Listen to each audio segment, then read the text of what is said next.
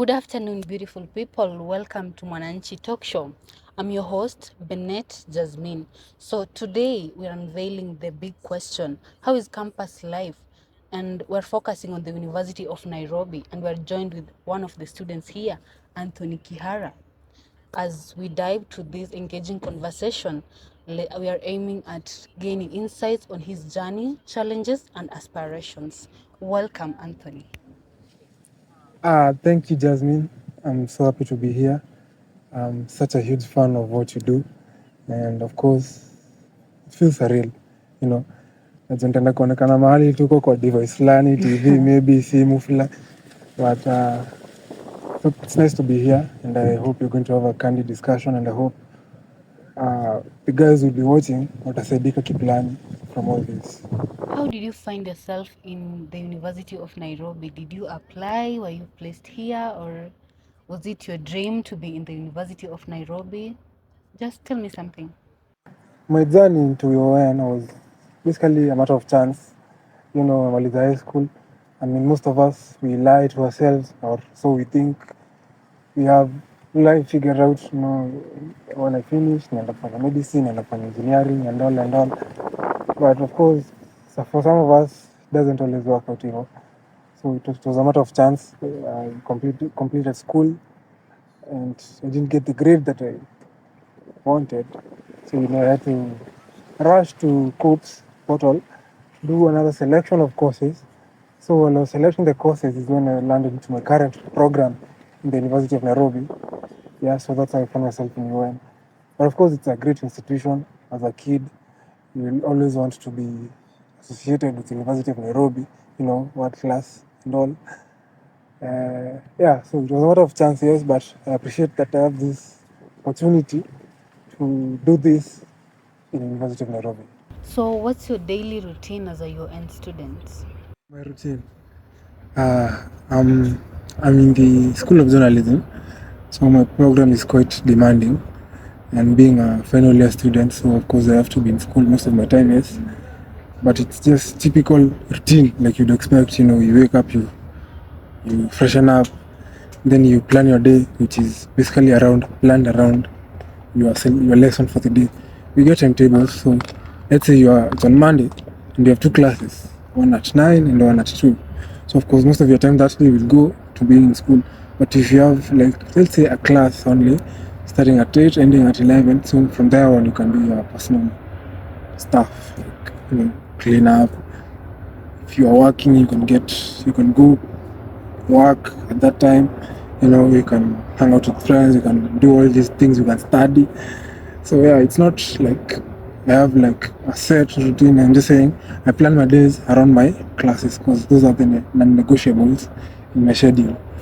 But for the programs, like let's say someone who does medicine, maybe they'll tell you my routine is I wake up, I go to class, then after class I go to sleep because most of the day is occupied by studies. But me, for mine, it's demanding, yes, but I do get a lot of time in the weekdays to do other stuff. So yeah, I plan my routine around my lessons. So, you've mentioned something about having other commitments apart from schoolwork. So, how do you balance your personal interests and academics? Uh, okay, I'll say these two aspects they sort of eat into each other sometimes because well, schoolwork it's not always like bound to time. Sometimes you'll have assignments that require 24/7 attention, right? Mm-hmm. But this does not, haisimamishi maisha yako, bado maisha yako inaendelea. You have school years, but you have personal life. You know, we might be students right now, but of course we are our own people. We are our own beings with commitments, family commitments, social commitments, friends, and all. You know, we might have a side hustle that even pays for your school fees. Some of us, wengine wetu huko wanajilipia school fees wenyewe. Yeah. So you can imagine, you still have to take care of your studies and take care of yourself. Yeah. So I could say it's not like bound in like it happens hivi kila saa. No. There are times when of course it's easy because as I said, me personally I plan my day around my classes for the day. Mm-hmm. So when it's only classes, it's easy for me because I know leo itakuwa committed from 2 to 5, but all the other times I'm free. But sometimes you'll have an assignment that requires you to be in school like for 12 hours. So you'll have to make plans beforehand. Hey, okay, what happened? I had school. Oh, all right. You know, you have to make plans beforehand so you don't find yourself in a situation where there's a clash between your personal and academic selves. Yeah. So does UN have any extracurricular activities ama huwa mnaenda tu kusoma? Kunazo, there are several extracurricular activities. Of course, if you're a sportsman, there's basketball, there's rugby, there's soccer, there's tennis, all kinds. Yani, there's something for everyone. So if you're not so much on the sports side, you could do like chess. And also the school has, let's say, some of the very nice stuff, things, qualities, or programs that the UN has. It has pageants, Mr. and Mrs. UN. There's a theater program. There's there's also parties. Some are called masquerade balls. I don't know if you know them. Where people go like wear masks and things. Yeah, so there are several. Ziko kadhaa. Tuseme you can't get bored or you can't lack something to put your energy to aside from schoolwork. Yeah. So yeah, there's a good chance for you in that side of extracurricular activities to find something that you're passionate about, something you can do day in, day out, and supplement your experience as a university student. So how do these extracurricular activities that you've mentioned contribute to the overall student's experience? Okay, they go a long way in supplementing our stay in school. Because, as I said, some courses are very demanding, so you need somewhere to let off this pent up energy or frustrations, because there are some, I won't lie, sometimes you studied for long, or you have an assignment that is too demanding, or you have had an encounter with, let's say, someone too within the school premises, and you need to let that energy off. So for me, I like that we have sporting facilities, so I could just like get bored one day and go to the field, play football, and I'm back re-energized. Go watch rugby, feel nice, be proud of my institution, and yeah, it goes a long way to help. I would say it's more than face value, as I said about kujibamba, quote unquote. It also helps some in ways greater than that, because let's talk about the pageant, because it launches people's careers, maybe in modeling, you know yeah. So if you are a great model Yeah. and you get into the pageant and you win, of course it gets you some sort of social capital. You get known in the pageant business, in the modeling business. Let's talk about rugby. You have a professional, let's say semi-professional club in school, and it's reputable. So if you graduate from it, you might get into pro sports. You see, yeah, I think it goes a long way. How would you describe the social environment of the University of Nairobi? How will I describe this? Okay, so of course most of us are adults at this stage, but because it's a university, sisi wengi wetu we are within the same age group, that is 18 to 24 years olds. So there's that mutuality, our goals more or less align, because we all want to make it in life, academically, financially, socially stable. And because we are in the same age group, it's not so hard to make friends. You see, we'll find so much in common betwixt us. Yeah, and it's a big school, so you get to meet so many people, so many wonderful people from all over the country.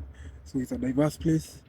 It's the aura, the general aura is one of respect. You address your fellow students with respect, because, of course, that's what decent humans do, of course. Then there's the school bit of it. You're dealing with lecturers. Let's say in this context, umetoka high school, sindio, where your teachers were sort of overloads, like they control everything you do. But here, you only meet with the lecturer when you're in class and you are submitting assignments. So due to that limited interactions, of course, there's little to no incidents by the way. You address each other cordially. Of course, they respect you, you respect them. So let's say it's 99% of the time there's no problems. It's just people coexisting together, studying together, working together, hanging out together, experiencing life together, experimenting on life together. So yeah, I would describe it as, when people say comrade, they mean exactly that. Comrades, we are in this struggle together. What are the economics of being a campus student? Ah, economics. Okay, so this depends. It's not straightforward because of course, the fees for different programs are different. I don't know about the other programs, but for mine, it's quite modest. So that one we should be able to clear with not so much difficulty, relatively in comparison with other courses. Like I hear medicine students have a huge financial toll on the fees part. But of course, you'll have expenses like kusoma, of course, you need notebooks, kalamu, of it is what you need a laptop to do your assignments. So yeah, there's that academics part of it, but there's also the personal part of it because you are a person, you need to eat, you need to clothe, you need to travel. Like if you are commuting to and from school, you'll have to factor in fare. If you are staying in the hostels, you'll have to pay. If you are staying outside school, you have to pay the rent.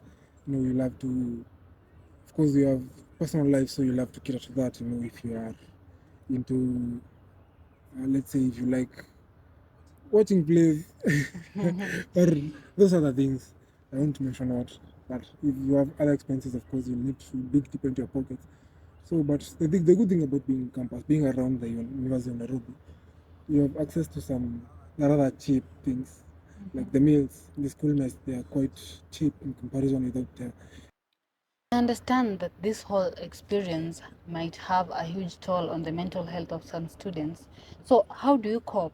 Or what support systems are there for such situations? Because, well, I said it might be demanding, and of course, you have personal life that is still ongoing at kwa masomo maisha simami. So, whether this stress is caused by academics or other stuff, stress is still stress, right? It can get to anyone, no matter where you are, no matter who you are. So, of course, for this, let's say no one is immune, not even not even people who are not students. But the good thing about the University of Nairobi is there's a dedicated staff that helps students overcome these issues or, you know, go around these issues, right? The one I'm aware of is called the UN Wellness Center, which is a whole sort of facility with full-time guidance and counselors who sort of help you, and you can go there without an appointment, just go there and they'll give you the resources to overcome whatever it is you're going through and they'll walk you through the journey. As we conclude, I have one last burning question. Yeah, Anthony, so what's your opinion about campus relationships? Well, just Ah, some a story for another day, Mazi. yeah? Just forgive me for that, but story for Okay. another day. Okay, it's okay.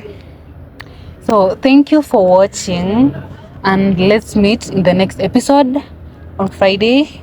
Same time, same place. Adios.